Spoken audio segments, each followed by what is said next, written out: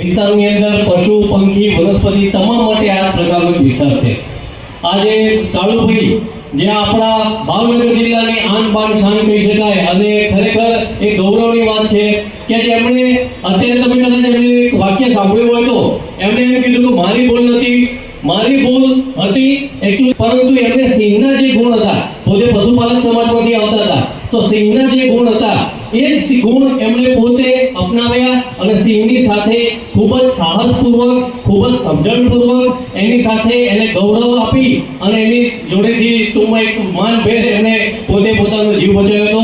તો આજે આપણે સૌ જાણીએ છીએ કે સિંહ આપણા જિલ્લામાં છેલ્લી વસ્તી ગણતરીનો જો આંકડો જોઈએ તો 84% વધારો, કદાચ કોઈ પણ લાઈન લેન્ડસ્કેપમાં જેટલા બી આપણા 11 જિલ્લા છે એની અંદર લાઈન લેન્ડસ્કેપમાં આટલો બધો વિસ્તાર જે સિંહે અપનાવ્યો છે એ બીજા કોઈ જિલ્લામાં અપનાવ્યો નથી। તો ભાવનગર માટે આ ગૌરવની વાત છે કે 84% વધારો સિંહોની અંદર થયો છે।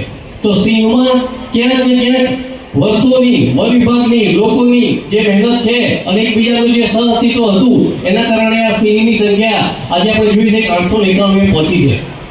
પરંતુ હવે સંખ્યા તો વધી ગઈ છે પણ એની સાથે સાથે જવાબદારી પણ એટલી જ વધી છે। જવાબદારી વન વિભાગની તો છે જ, પણ સાથે સાથે આપણે આવનારી પેઢી જે આપ સૌ છો એમની પણ એટલી જ જવાબદારી છે।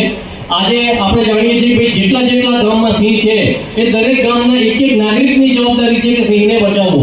સિંહને બચાવવો તો ખરો જ, પણ એની સાથે એને અપનાવવો। આજે આ સિંહ તો છે જ અને સિંહનો વિસ્તાર તો વધવાનો જ છે। આજે આપણે જોઈએ છીએ 1900 ચોરસ કિલોમીટરમાંથી અમારા ગલેરી સાહેબે કીધું કે 35,000 ચોરસ કિલોમીટર સુધી વિસ્તાર વિસ્તર્યો છે અને વિસ્તાર હજુ પણ વિસ્તરી રહ્યો છે। તો ક્યાંક ને ક્યાંક વધારવાનું શું છે? આપણી સમજણ, આપણી જવાબદારી, આપણે સૌએ એક થવું પડશે સિંહને